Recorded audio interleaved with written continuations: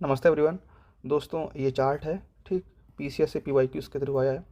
ये चार्ट है कॉन्स्टिट्यूशनल और नॉन कॉन्स्टिट्यूशनल बॉडीज़ के लिए, ठीक, संवैधानिक और गैर संवैधानिक जो संस्थाएं हैं इनका एक चार्ट प्रिपेयर किया गया है।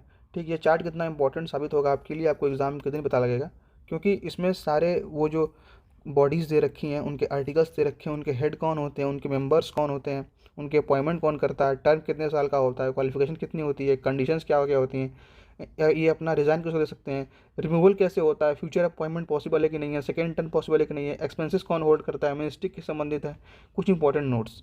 ये है कॉन्स्टिट्यूशनल बॉडीज़ और नीचे दे रखा है नॉन कॉन्स्टिट्यूशनल बॉडीज़ का। ठीक, इसमें बहुत सारी इंपॉर्टेंट चीज़ें हैं। ठीक, अगर उसको आप देख पाएँ और समझ पाएँ तो कितना इंपॉर्टेंट हो सकता है आपके लिए, क्योंकि इससे आप मान कर चलिए कि max to max 4 question plus आपको इसी चार्ट से देखने को मिल जाएंगे यूपी पीसीएस के प्री के एग्जाम में। क्योंकि देखिए मिनिमम 2 क्वेश्चंस आने हैं, ठीक, बॉडीज़ से, तो बॉडीज़ से यहाँ क्वेश्चन हो जाएगा। ठीक, अब जो बॉडीज़ से क्वेश्चन आते हैं वो सिर्फ बॉडीज़ से नहीं आते हैं, बॉडीज़ के साथ साथ उनके एक्ट पूछ लेता है, ठीक, उनका उनके आर्टिकल्स पूछ लेते हैं, ठीक, उनको अपॉइंटमेंट कौन करता है, उनका रिमूवल कैसे होता है, तो ये सारे क्वेश्चंस भी यहीं से आते हैं। ठीक, तो आइए हम लोग शुरू करते हैं बिना किसी देरी के, क्योंकि हमारे लिए एग्ज़ाम बहुत नज़दीक आ चुका है। हम जितना कम समय में जितनी चीज़ ज़्यादा से कवर कर पाएँ उसको हम लोग ट्राई करेंगे। ठीक, तो आइए देखते हैं। इस तरह बॉडीज़ दे रखा है, ये बॉडीज़ हैं जो कॉन्स्टिट्यूशनल हैं, ठीक, जो संवैधानिक संस्थाएं हैं। जैसे हो गया इलेक्शन कमिश्नर, ठीक, ये किस संबंधित है, ये आर्टिकल 3 to 4 से है। इसका हेड होता है सीईसी, ठीक, चीफ इलेक्शन कमिश्नर्स। ठीक, जो इनके मेंबर्स होते हैं फिक्स्ड बाय प्रेसिडेंट होते हैं। ठीक, जो इनके नंबर होते हैं अभी अभी के फिलहाल में 2 हैं, 2। ठीक, एक एक चीफ, एक सीईसी है और एक 2 मेंबर है। ठीक, तो 3 लोग से बनी संस्था है। अपॉइंटमेंट कौन करता है, इनका प्रेसिडेंट कौन करते हैं। ठीक, इनका जो टर्म होता है वो 6 साल या मैक्स टू मैक्स 65 साल तक की उम्र के लिए हो सकता है, फिक्स्ड बाई ईसी एक्ट 1991। ठीक, इनकी इनकी जो क्वालिफिकेशन है, इनका जो क्वालिफिकेशन है कोई भी इसमें चर्चा नहीं की गई है। ठीक, जो जो कंडीशंस हैं, प्रेसिडेंट कांट वैरिड, अगर एक बार इनकी नियुक्ति हो गई, नियुक्ति होने के बाद इनके वेतन भत्तों में परिवर्तन नहीं किया जा सकता। ठीक, ये अपना रिज़ाइन किसको देंगे, ये अपना रिज़ाइन देंगे प्रेसिडेंट को देंगे। ठीक, जो इनका रिमूवल है वो सीईसी का जो रिमूवल है सुप्रीम कोर्ट जज की तरह होगा। ठीक, ऑन रिकमेंडेशन ऑफ सीईसी। ठीक, फ्यूचर अपॉइंटमेंट्स अलाउड है, सेकेंड टर्म का कोई जिक्र नहीं किया गया, एक्सपेंसेस मिनिस्ट्री के नोट्स में कोई भी चीज़ मेंशन नहीं है। अब आते हैं यूपीएससी, ठीक, जिसके लिए हम लोग सभी लोग लगे हुए हैं, यूपीएससी और स्टेट पीएससी। ठीक, यूपीएससी कहाँ है, 315 से लेकर 323 तक है। अब में ध्यान रखिएगा ये चीज़ें जो भी कॉन्स्टिट्यूशनल बॉडीज़ हैं, जो भी कॉन्स्टिट्यूशनल बॉडीज़ हैं, इनमें आर्टिकल्स दे रखे हैं, और जो नॉन कॉन्स्टिट्यूशनल बॉडीज़ हैं इनके साथ एक्ट दे रखे हैं। तो ये ध्यान रखिएगा कि जो चीज़ें आती हैं आर्टिकल से वो होती हैं वो होती है संवैधानिक संस्थाएं। ठीक, तो आइए आइए देखते हैं यूपीएससी का। यूपीएससी 315 323 तक है। ठीक, हेड कौन होता है, चेयरपर्सन होता है। ठीक, जो इनके मेंबर्स होते हैं फिक्स्ड बाय प्रेसिडेंट, इनको प्रेसिडेंट के, इनको राष्ट्रपति के द्वारा निर्धारित किया जाता है, यूजुअली 9 से 11 के आसपास होते हैं। ठीक, इनका जो अपॉइंटमेंट कौन करता है, प्रेसिडेंट करते हैं। ठीक, उसके बाद जो सेकेंड टर्म है, जो इनका टर्म है वो 6 साल तक, ठीक, और मैक्सिमम 65 साल की उम्र तक। ठीक, या तो 6 साल तक या तो मैक्सिमम 65 साल की उम्र तक ये अपने पद पर बने रह सकते हैं। इनकी जो क्वालिफिकेशन है, half should have in central government and state government for 10 years. इनकी जो क्वालिफिकेशन है, ये ऐसे सिविल सर्वेंट है, ठीक, सिविल सर्वेंट है जो या तो स्टेट में या तो सेंट्रल में मिनिमम 10 साल तक सेवाएं दे रखे हैं, वो ही इसके लिए एलिजिबल होंगे। ठीक, एलिजिबिलिटी के बाद एलिजिबिलिटी के बाद देखते हैं कि इनकी जो वेतन भत्ते हैं उसमें प्रेसिडेंट उनका वेरी कर सकता है कि नहीं कर सकता। तो प्रेसिडेंट कांट वेरिड है, प्रेसिडेंट इनमें वेतन भत्तों में परिवर्तन नहीं कर सकते इनके अपॉइंटमेंट के बाद। ठीक, इनको जॉब सिक्योरिटी होती है। ठीक, रिज़ाइन किसको करेंगे, प्रेसिडेंट करेंगे। ठीक, और जो इनका रिमूवल है वो भी प्रेसिडेंट के थ्रू ही होगा। ठीक, misbehaviour with supreme court inquiry, efficiency और पैड एम्प्लॉयमेंट, ये सब इनको अलाउड नहीं है। ठीक, फ्यूचर अपॉइंटमेंट सेम पोस्ट पे भी अलाउड नहीं है। ठीक, सेकेंड टर्म भी अलाउड नहीं है। इस बात को समझिए कि जो यूपीएससी के जो चेयरपर्सन है, ठीक, इनको सेम पोस्ट पर दोबारा से रीअपॉइंटमेंट पॉसिबल नहीं है, और किसी और पोस्ट के लिए भी इनको नॉट अलाउड किया गया है। ठीक, तो ये दोनों चीज़ ध्यान रखिएगा। ठीक, जो इनके एक्सपेंसेस कौन होल्ड करता है, CFI, कॉन्सुलेटेड fund of India, Bharat की संस्कृति। ठीक, मिनिस्ट्री कहाँ से आती है, मिनिस्ट्री ऑफ पर्सनल में ये आते हैं। अब देखिए स्टेट पीएससी जिसके लिए हम लोग लगे हुए हैं, ठीक, राज्य लोक सेवा आयोग, आर्टिकल 315 से 323 तक इस सेम आर्टिकल इन पे भी लागू होता है, ठीक। एक होते हैं चेयर, ठीक, उसके बाद होते हैं इसके मेंबर्स कौन फिक्स करता है? मेंबर्स फिक्स करते हैं गवर्नर साहब। उनको इनका अपॉइंटमेंट कौन करता है? ये भी करते हैं गवर्नर साहब। जो इनका टर्म होता है 6 साल और मैक्सिमम 62 साल की उम्र तक ये अपने पद पर बने रह सकते हैं। देखिए इन दोनों में डिफरेंस है, ठीक। स्टेट पीएससी में और यूपीएससी में इनका जो टर्म है इनमें डिफरेंस है। तो यहाँ चीज़ें देखिए क्वेश्चन वहीं से आते हैं जहाँ अपवाद होते हैं। तो यहाँ अपवाद है, ठीक, ये यहाँ 65 साल तक उम्र तक है, यहाँ 62 साल की उम्र तक है। तो यहाँ से क्वेश्चन आने की संभावनाएं ज़्यादा हैं। इनके लिए भी जो क्वालिफिकेशंस है वो सेम है। इनके जो मेंबर्स हैं या हेड हैं कम से कम 10 साल तक या तो स्टेट में या तो सेंट्रल में कार्य कर सके हों, ठीक। इनको भी जॉब सिक्योरिटी होती है। प्रेसिडेंट कांट वैरिड, प्रेसिडेंट इनके वेतन भत्तों में परिवर्तन नहीं कर सकते हैं, ठीक। जो इनका रिजिग्नेशन है वो गवर्नर देंगे, ठीक। ये अपना रिजिग्नेशन गवर्नर को दे सकते हैं, ठीक, प्रेसिडेंट नहीं दे सकते। इनके लिए भी जो रिमूवल का प्रोसेस है वो सेम है, यहाँ तक कि यूपीएससी की तरह ही, ठीक। इनको भी सेकेंड टर्म अलाउड नहीं है और फ्यूचर अपॉइंटमेंट भी अलाउड नहीं है, ठीक। लेकिन जो इनका एक्सपेंसेस है वो सीएफएस होल्ड करता है, ठीक, ठीक, कॉन्सोलिडेटेड फंड ऑफ स्टेट, ठीक। इसके बाद आइए देखते हैं फाइनेंस कमीशन आता है आर्टिकल 280 में, ठीक। टोटल पाँच मेंबर होते हैं, एक चेयरपर्सन और 4 मेंबर्स, ठीक। इनको अपॉइंटमेंट कौन करता है? प्रेसिडेंट करते हैं, ठीक। इनका टर्म की कोई जिक्र नहीं किया गया संविधान में, ठीक। इनकी जो क्वालिफिकेशन है, ठीक, जो चेयरपर्सन है वो एक्सपीरियंस इन पब्लिक अफेयर्स, जो चेयरपर्सन होंगे, जो हेड होंगे वो एक्सपीरियंस होने चाहिए पब्लिक अफेयर्स में, ठीक। जो पहला है जो पहले मेंबर है वो हाई कोर्ट जज होंगे या उनके लेवल पे क्वालिफाइड होंगे। दूसरा क्या है? Knowledge of finance and accounts होंगे, ठीक। तीसरे नंबर कौन होंगे? एक्सपीरियंस इन फाइनेंशियल मैटर्स और उसके बाद एडमिनिस्ट्रेशन, ठीक। और चौथे नंबर क्या होंगे? Special knowledge of economics. ऐसे लोगों को ही अपॉइंटमेंट किया जाएगा, ठीक, फाइनेंस कमीशन के मेंबर्स के रूप में। और जो चेयरपर्सन होंगे वो एक्सपीरियंस इन पब्लिक अफेयर्स होंगे, ठीक। कंडीशंस और रिजर्वेशन अलाउड नहीं है यहाँ, ठीक। और ये आते हैं मिनिस्ट्री के अंदर, मिनिस्ट्री ऑफ फाइनेंस, और एवरी 5 साल तक इनके चेंजेस होते रहते हैं, ठीक। अब आते हैं कैग क्या कह रहा है, सीएजी क्या कह रहा है? ये आर्टिकल 148 में आता है, ठीक। इनका अपॉइंटमेंट कौन करता है? प्रेसिडेंट कौन करते हैं। इनका जो टर्म होता है 6 साल तक या मैक्स टू मैक्स 65 साल की उम्र तक ये अपने पद पर बने रह सकते हैं, ठीक। ये सीएजी एक्ट 1971 के थ्रू भी चीज़ें लिखी गई हैं अभी। प्रेसिडेंट कांट वैलिड होता है, ठीक। प्रेसिडेंट इनके वेतन भत्तों में परिवर्तन नहीं कर सकते और जो उनकी सैलरी है वो सुप्रीम कोर्ट के जज के समान होती है, ठीक। अपना रिजर्वेशन ये प्रेसिडेंट को देंगे, ठीक। और इनका जो रिमूवल होता है वो सेम है सुप्रीम कोर्ट जज, ठीक। सुप्रीम कोर्ट जज की तरह इनका इम्पीचमेंट हो सकता है, ठीक।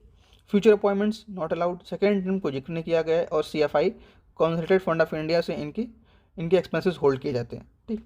अब आते हैं अटॉर्नी जनरल, ठीक। अब आते हैं अटॉर्नी जनरल पे। इनका जो आर्टिकल है 176 है, ठीक। इनको जो अपॉइंटमेंट करते हैं प्रेसिडेंट करते हैं। उसके बाद इनका जो क्वालिफिकेशंस है, ठीक, ये qualified as a supreme court जज होने चाहिए, ठीक। इनको जो वेतन भत्ते हैं प्रेसिडेंट वैरी कर सकते हैं, यही निर्धारित करते हैं और यही कम और ज़्यादा भी कर सकते हैं, ठीक। उसके बाद ये अपना जो रेजिग्नेशन लेटर है वो प्रेसिडेंट को देंगे, ठीक। और उसके बाद डिपेंड्स ऑन प्रेसिडेंट, ये क्या है? इनका जो रिमूवल है वो प्रेसिडेंट के ऊपर डिपेंड करता है, ठीक। फ्यूचर अपॉइंटमेंट्स अलाउड है इनको, ठीक। सेम पोस्ट पे भी दोबारा अपॉइंटमेंट किया जा सकता है। और एडवोकेट जनरल ऑफ स्टेट ये 165 में।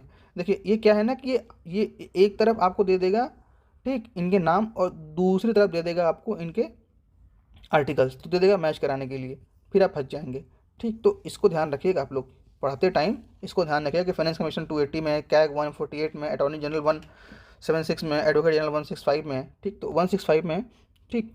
अब आइए देखते हैं special officers for linguistic and minorities, ठीक। ये आर्टिकल 350, ठीक, और 7th अमेंडमेंट 1956 के तहत आता है, ठीक। जो इनका जो अपॉइंटमेंट है वो प्रेसिडेंट करते हैं, ठीक। उसके बाद इसमें कुछ मेंशन नहीं किया गया है। मिनिस्ट्री ऑफ माइनॉरिटीज़ अफेयर्स में आता है। ठीक, नेशनल कमीशन फॉर एससीज आर्टिकल, ये आपकी बहुत इंपॉर्टेंट है, कितनी बार ये पूछ रखा है, ये पीवाईक्यूज में कम से कम 10 बार आया हुआ है। ठीक, तो नेशनल कमीशन फॉर एससीज, नेशनल कमीशन फॉर एसटीज और नेशनल कमीशन फॉर ओबीसीज, ये तीनों को आप ध्यान रखिएगा। ठीक, तीनों में एक चेयर होते हैं। ठीक, और 3 वाइस चेयरपर्सन होते हैं। ठीक, तीनों को अपॉइंटमेंट करते हैं प्रेसिडेंट। ठीक, और तीनों की जो क्या बोलते हैं कि उसको, उनका जो टर्म होता है वो डिपेंड करता है प्रेसिडेंट के ऊपर। ठीक, और इनके जो वेतन भत्ते हैं ये भी प्रेसिडेंट चेंज कर सकते हैं और यही प्रेसिडेंट निर्धारित भी करते हैं। ठीक, जो इनका जो ओरिजिन हुआ था वो 338 का स्पेशल ऑफिसर फॉर एसटीज 1978 में। ठीक, उसके बाद मल्टी मेंबर नेशनल कमीशन को SC एंड ST के तहत 89th अमेंडमेंट 2003 में लाया गया था। ठीक, बाकी चीज़ें लगभग सेम है, आर्टिकल्स डिफरेंट है तीनों में, 338, 338A, 338B। ठीक, SCs और STs और OBCs, ये ध्यान रखिएगा। लेकिन एक चीज़ यहाँ पे डिफरेंस है। ठीक, जो SCs हैं वो social justice, ministry of social justice में आते हैं। ठीक, OBCs भी मिनिस्ट्री ऑफ सोशल जस्टिस में आते हैं, लेकिन जो STs हैं वो मिनिस्ट्रीज ऑफ ट्राइबल अफेयर्स में आते हैं। ठीक, उसके बाद क्या है, नॉन कॉन्स्टिट्यूशनल बॉडीज़ पे आ गए हम लोग। ठीक, ये हमारे लिए इम्पोर्टेंट है। ठीक, NHRC national human right commission, ठीक, और स्टेट ह्यूमन राइट कमीशन, ये कहाँ से आया था, protection of human rights act 1993। एक चेयरपर्सन होते हैं इसमें और 5 फुल टाइम मेंबर होते हैं। ठीक, एक चेयरपर्सन, 5 फुल टाइम मेंबर्स और 7 ऐसे मेंबर्स जिनको समय समय पर हटाया और अपॉइंटमेंट किया जा सकता है। ठीक, जो इनका अपॉइंटमेंट कौन करता है, प्रेसिडेंट करते हैं। ठीक, और उसके बाद सिलेक्शन कमिटीज़ होती है। ठीक, जिसमें PM हेड करते हैं, होम मिनिस्ट्री होते हैं, लोकसभा स्पीकर होते हैं, राज्यसभा डिप्टी स्पीकर होते हैं, और लोकसभा और राज्यसभा के मेंबर ऑफ नहीं LOP होते हैं। ठीक, LOP मतलब कि विपक्ष के नेता, अभी जो राहुल गांधी जी हैं। ठीक, जो इनका क्या बोलते हैं कि टर्म है वो 3 साल तक होता है या मैक्सिमम 70 साल की उम्र तक ये रह सकते हैं। ठीक, चेयर रिटायर्ड CGI और जज होने चाहिए, जो चेयरपर्सन है NHRC के। ठीक, या तो वो रिटायर्ड होने चाहिए, कहाँ से, CGI से, और सुप्रीम कोर्ट के जज होने चाहिए। ठीक, और जो इनके जो मेंबर्स हैं वो सर्विंग और रिटायर्ड सुप्रीम कोर्ट जज हो सकते हैं, ये तो वो सर्व कर सकते हैं, या तो सुप्रीम कोर्ट के जज रिटायर्ड हो सकते हैं। ठीक, 3 person with special knowledge of experience in human rights, ये ध्यान रखिएगा। जो 3 लोग हैं वो ऐसे लोग को अपॉइंटमेंट किया जाएगा जो स्पेशल नॉलेज रखते हैं, कहाँ, ह्यूमन राइट्स के एक्सपीरियंस में। ठीक, जो इनके वेतन भत्ते हैं वेरी नहीं कर सकते हैं। अब ये अपना जो रिज़ाइन लेटर है वो देंगे प्रेसिडेंट को। ठीक, और इनको भी सेम एज सुप्रीम कोर्ट जज की तरह हटाया जा सकता है। ठीक, फ्यूचर अपॉइंटमेंट नॉट अलाउड है। ठीक, जो इनकी मिनिस्ट्री आती है वो मिनिस्ट्री ऑफ होम अफेयर्स में आती है। ठीक, इसको पढ़ लीजिएगा। स्टेट ह्यूमन राइट कमीशन में 1 चेयर और 2 मेंबर्स होते हैं। इनको अपॉइंटमेंट कौन करता है, गवर्नर। सिलेक्शन कमेटी होती है, इसमें CM होते हैं, होम मिनिस्टर होते हैं, लोकसभा स्पीकर होते हैं। ठीक, और LALC के LOP होते हैं। ठीक, इनका भी जो अपॉइंटमेंट है वो 3 साल तक या 70 साल तक हो सकता है। चेयर जो होंगे रिटायर्ड CGI होंगे, सुप्रीम कोर्ट जज होंगे, एक सर्विंग हो सकते हैं, एक रिटायर्ड जज हो सकते हैं, डिस्ट्रिक्ट जज हो सकते हैं, 7 साल या 2 साल तक इनका एक्सपीरियंस हो सकता है। ठीक, और जो दूसरे होंगे वो knowledge of experience in human rights. ठीक, स्टेट कांट वेरिड, मतलब इनके वेतन भत्ते में स्टेट चेंज नहीं कर सकता। ठीक, ये है प्रेसिडेंट को अपना ये रिज़ाइन लेटर देंगे। ठीक, और ये NHRC की तरह ही इनका अपॉइंटमेंट रिमूवल होगा। ठीक, फ्यूचर अपॉइंटमेंट नॉट अलाउड है, ध्यान रखिएगा। सेंट्रल इंफॉर्मेशन कमीशंस, ठीक, ये RTI एक्ट 2005 के तहत आया था, और स्टेट इंफॉर्मेशन कमीशंस ये दोनों RTI एक्ट 2005 के तहत आए थे। इनको बोलते हैं CSIC, इनको बोलते हैं स्टेट CSIC।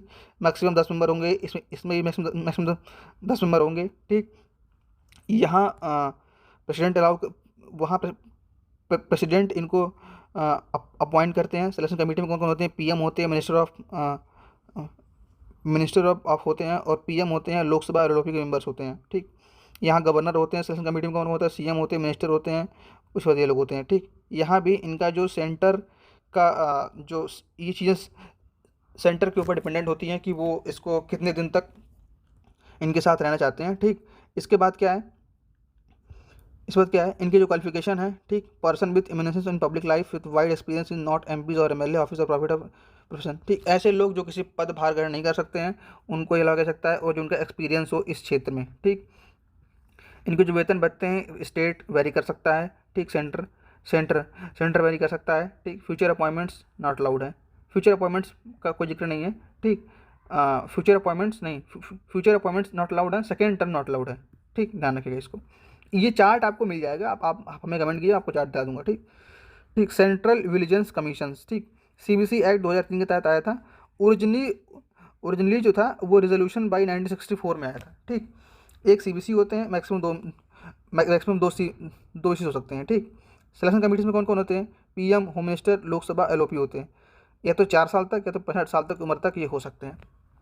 ठीक, same as UPSC, can't vary. ठीक, इनके जो वेतन भत्ते हैं यूपीएससी की तरह होते हैं। ठीक, प्रेसिडेंट भी इनको हटा सकते हैं सुप्रीम कोर्ट जज की तरह। ठीक, इनका जो फ्यूचर अपॉइंटमेंट नॉट अलाउड है, सेकेंड टर्म को जिक्र नहीं किया गया है। ठीक, अब आते हैं लोकपाल पे, लोकपाल एंड लोकायुक्त। ठीक, एक्ट 2013 में आया था अन्ना हजारे के आंदोलन के बाद। ठीक, एक चेयरपर्सन होते हैं, 8 मेंबर होते हैं। सिलेक्शन कमेटीज में होते हैं, पीएम होते हैं, लोकसभा स्पीकर होते हैं, लोकसभा अपोजिशन होते हैं, और सीजीआई होते हैं, और सुप्रीम कोर्ट के जज होते हैं। ठीक, सर्च कमेटी असिस्टेंट 50% इनके लिए रिजर्व होती है। 50% जुडिशियल, 50% एसटीज के मिनिस्ट्रीज ऑफ वुमेन होते हैं। ठीक, इनका जो ये है ये पूर्ण है। ठीक, ये भी प्रेसिडेंट के थ्रू अपना ये जो लोकपाल है, प्रेसिडेंट कोई अपना रिजाइन लेटर दे सकते हैं। ठीक, तो ये हो गया आपके लिए कॉन्स्टिट्यूशनल और नॉन कॉन्स्टिट्यूशनल की लिस्ट, जिसको आपको ध्यान रखना बहुत इंपॉर्टेंट है। ये बहुत काम की चीज़ है। ये इस चार्ट से 4 क्वेश्चन आने वाले हैं, मैं लिख के दे रहा हूँ। आपको विश्वास नहीं होगा तो कोई बात नहीं, मैं आपको जब एग्ज़ाम ख़त्म हो जाएगा तो मैं यहीं से आपको प्रूफ दे दूँगा। ठीक, तो आज के लिए इतना ही। कल से हम लोग पॉलिटी की, ये आज पॉलिटी की एक चैप्टर ख़त्म कर चुके हैं हम लोग, कल दूसरा चैप्टर ख़त्म करेंगे। तो thank you so much for joining us, thank you.